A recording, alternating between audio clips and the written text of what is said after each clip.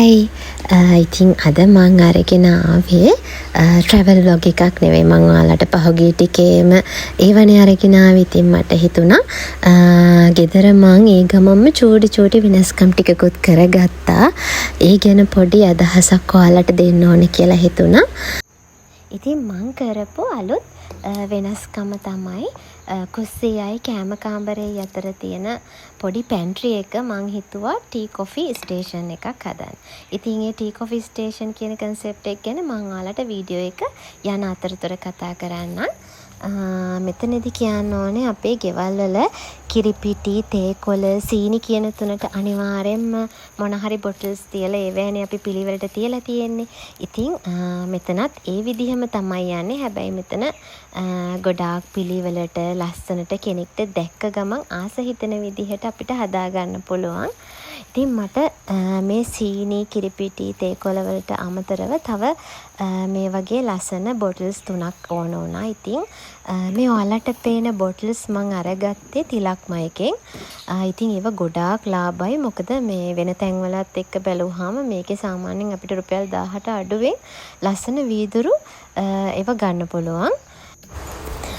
ඊට පස්සේ මේ ලී වලින් හදලා තියෙන බෝඩ් එක මං ඔන්ලයින් ඕඩර් කරලා ගත්ත එකක්. මේක මං ගත්තේ තෙමු එකෙන්.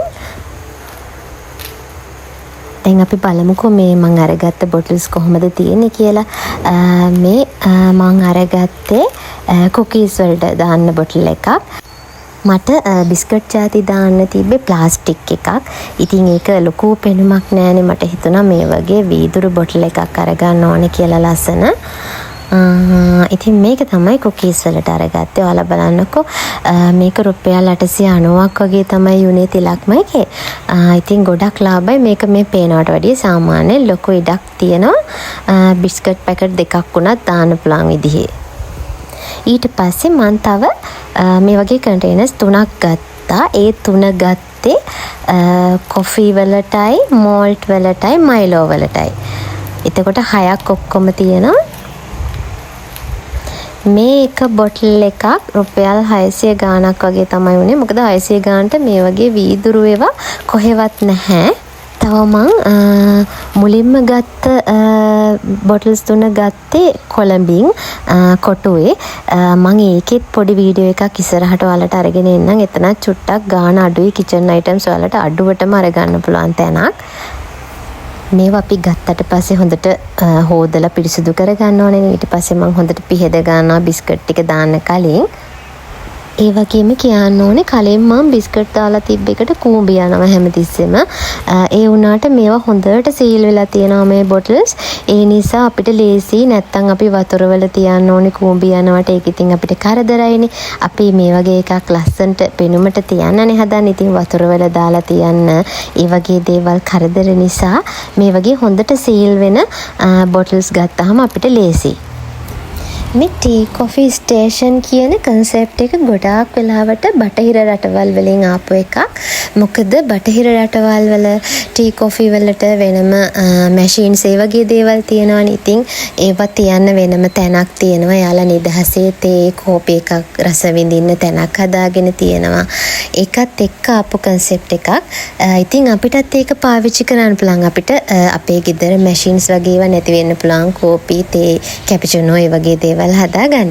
ඒ වුණාට අපි සාමාන්‍යයෙන් පාවිච්චි කරන තේ, කිරිපිටි, සීනි ඒ වගේම අපිට ඊට අදාළ වෙන මග්ස් වගේ තියන රැක් එකක් දාලා අපිට මේ ටී කොෆි කෝන එක හදාගන්න පුළුවන්. ඉතින් මේකට අලුතෙන් ඉඩක් ඕන වෙන්නේ නැහැ. අපිට ගෙදර තියෙන ඉඩක්ම පාවිච්චි කරන්න පුළුවන්. මාත් පාවිච්චි කරේ ඒ වගේ අපේ කුස්සියයි කෑම කාමරේ අතර තියෙන පොඩි පැන්ට්‍රි එක.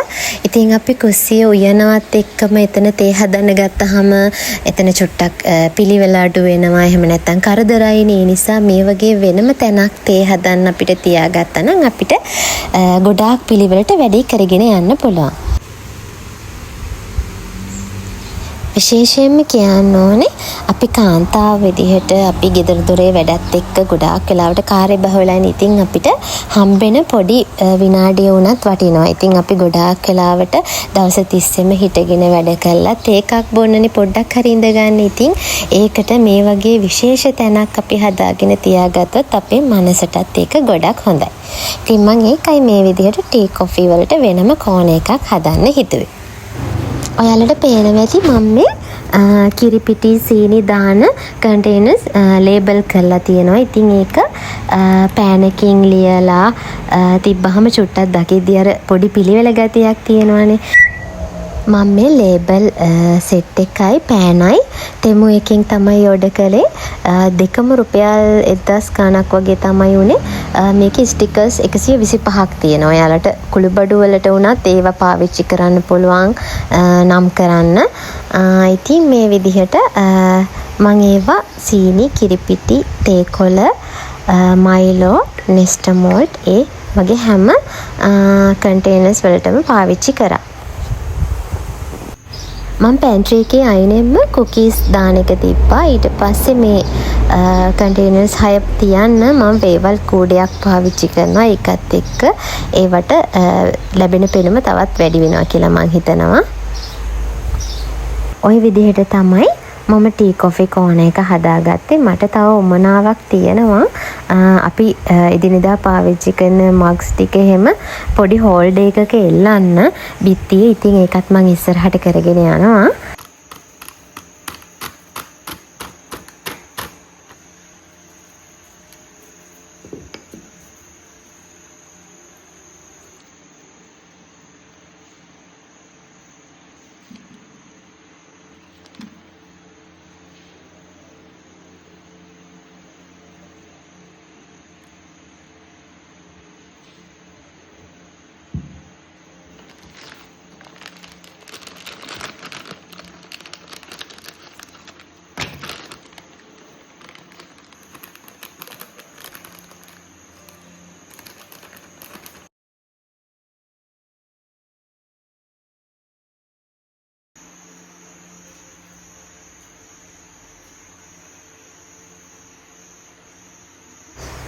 ඒ භාජන වලට ඔක්කොම පුරවලා ඉවරයි.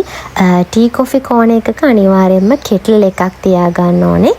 ඉතින් මම ඉලෙක්ට්‍රික් කෙටල් එකක් තියාගෙන තියෙනවා. ඉතින් අපිට මේ පැන්ට්‍රි එක ලස්සන කරන්න ඉන්ඩෝර් ප්ලාන්ට්ස් තියාගන්න පුළුවන්. ඒ වගේම කැන්ඩල්ස් තියාගන්න පුළුවන්. ඒ වගේම මෙතන තියෙන පෙනුම තවත් වැඩි වෙනවා. විශේෂයෙන්ම මම ෆෘට් බාස්කට් එකත් ඔයාලට පේනවා ඇති මේ වගේම අයිනේ තියාගෙන තියෙනවා. ඉතින් ඒකත් එතනට පාවිච්චි කරන්න පුළුවන් කුස්සියේ තියනවට වඩා. මෙතනින්ම මම කැපචුනෝ මේක එකක් තියාගත්තා. ඒක මම ගොඩාක් දැන් කල් වෙනවා ඕඩර් කරලා ගත් එකක් අලි එක්ස්ප්‍රස් එකේන්ද කොහෙද. ඔය විදිහට තමයි මම ටී කොෆි කෝණ එක හදාගත්තේ. ඉතින් ඔයාලට පේනවා ඇති මම මුලදි පෙන්නුවට වඩා ඒක හදාගෙන ඉවර වෙනකොට එතන තැනටත් වෙනසක් ඇවිල්ලා තියෙනවා. හරි පිළිවෙලයි. අපිට මේ වගේ සර්වියට් එකකුත් අනිවාර්යයෙන්ම මෙතනට තියාගන්න ඕනේ. මොකද තේ හදනවා. එතකොට එතන හැලෙනවා එක එක ඒවා ඒවත් එක්ක. ඉන්ඩෝර් ප්ලාන්ට්ස් ගැන කියනවා නම් මම ගොඩාක් වෙලාවට ගේ ඇතුලේ හැම තැනකටම පාවිච්චි කරනවා. ඉතින් මෙතනටත් මේ වගේ පොඩි ග්ලාස් වලට වතුර දාලා මම මේක තියාගන්නවා. ඊට පස්සේ මම මෙතන පැන්ට්‍රි එකට තව පාවිච්චි කරා මේ වගේ ගෑස් එකේ තියන්න පුළුවන් කෙටල් එකක්.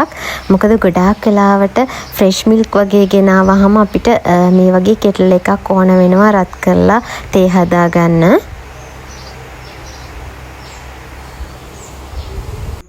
අපිට තව මේ කෝණ එක ලස්සන කරගන්න මේ වගේ පොඩි පොඩි ඕනමන්ට්ස් එහෙමත් තියාගන්න පුළුවන්. හරි, දැන් අපි ටී කොෆි කෝණ එක හදාගෙන ඉවරයි. ඉතින් අපි අලුතෙන්ම හදපු තැන තේ එකක් නිදහසේ හදාගෙන බීලා බලමු කොහොමද කියලා. මං හරිම ආස දෙයක් තමයි ෆ්‍රෙෂ් මල් කුස්සියේ ගේ ඇතුලේ තියාගන්න එක. ඉතින් ඒකට අපිට සල්ලි දීලාම ගන්න ඕනේ නැහැ. ගෙදර තියෙන මල් ಜಾති උනත් පාවිච්චි කරන්න පුළුවන්. මං මේ වගේ වතුර එක්කට මල් චුට්ටක් දාලා කැම මේසෙන් ගොඩක් වෙලාවට තියාගන්නවා. ඊට පස්සේ කියන්න ඕන දෙයක් තමයි මේ කුස්සිය එහෙම නැත්නම් මේ තේ හදන තැන මැස්සෝ ගොඩක් වෙලාවට ඉන්න බලනවනේ. ඒ නිසා මං ගොඩක් වෙලාවට මේ සෙන්ටඩ් කැන්ඩල්ස් පාවිච්චි කරනවා. ඒවත් එක්ක ඒවැ ගොඩක් වෙලාවට කුරුඳු වගේ සුවඳක් එනකොට මැස්සෝ ඒ වගේ සත්තු එන්න ඉඩකඩ ගොඩාක් අඩු වෙනවා. ඉතින් අපි හදපු ටී කොෆි කෝන එකේ අපේ මුල්ම තේක හදාගමුකෝ. මේ විදිහට ෆ්‍රෙෂ් මිල්ක් පාවිච්චි කරන්නේ මං අද. ඉතින් ටී එකක් ගොඩාක් රහට හදාගන්න පුළුවන් වෙන්න මම මේ වගේ එනසාල් එහෙම නැත්නම් කුරුඳු ඉඟුරු පාවිච්චි කරනවා. ඉතින් ඒව දැම්මහම අර ෆ්‍රෙෂ් මිල්ක් වල තියෙන අමුතු ගතිය එන්නේත් නැහැ. ගොඩක් රහට තේ එක හදාගන්න පුළුවන්. මේ විදිහට ෆ්‍රෙෂ් මිල්ක් එකටම තේ කොළ සීනි ටික දාලා රත් කරගත්තාම හොඳට කහට එනවා. ඒ වගේම තේකේ රසෙත් ගොඩාක් වැඩි. ඔයාලා කරලා බලන්නකෝ. අන්න දැන් මං හදන තේ එකේ පදබ හරි ගානට ඇවිල්ලා තියෙන්නේ. ඉතින් අපි මේක පෙරලා අපේ මග්ස් වලට දාගමු. ඔයාලට පේනවා ඇති අපි අර සාමාන්‍යයෙන් ගෙදර තිබ්බ තැනක් චුට්ටක් වෙනස් කරානේ. ඉතින් ඒකත් එක්ක ගෙදරටත් පිළිවෙලක් යනවා. ඉතින් ටී කොෆි වලට වෙනමම තැනක් තිබ්බහම ඒක අපිට ලේසි. අපේ වැඩ ගොඩාක් වෙලාවට හදිස්සිය කරන් යන වැඩනේ තියෙන්නේ. ඉතින් ඒකත් එක්ක මේ වගේ තැනක් වෙනම තියනවා නම් අපිට වැඩ ටික පිළිවෙලට කරගන්න පුළුවන්. ඉතින් ටී කොෆි ස්ටේෂන් එකට අනිවාර්යයෙන්ම මේ වගේ ටේබල් මැට් එකකුත් අපි පාවිච්චි කරන්න ඕනේ. මොකද එතකොට අපිට ඒක පිරිසිදුවට තියාගෙන යන්න පුළුවන්. ඉතින් ওই විදිහට අලුතෙන්ම මං හදාගත්ත ටී කොෆි කෝන එකේ මේ විදිහේ රස තේකක් හදලා අපේ නිදහස් දවස ගත කරා. ඉතින් ඔයාලා මගේ මේ වීඩියෝ එක බලලා මොන හරි අදහසක් ගත්තා නම් මට අනිවාර්යයෙන්ම කමෙන්ට් එකක් දාගෙන යන්න. ඒ වගේම මේ වීඩියෝ එක බලපු ඔයාලා හැමෝටම ගොඩක් ස්තුතියි.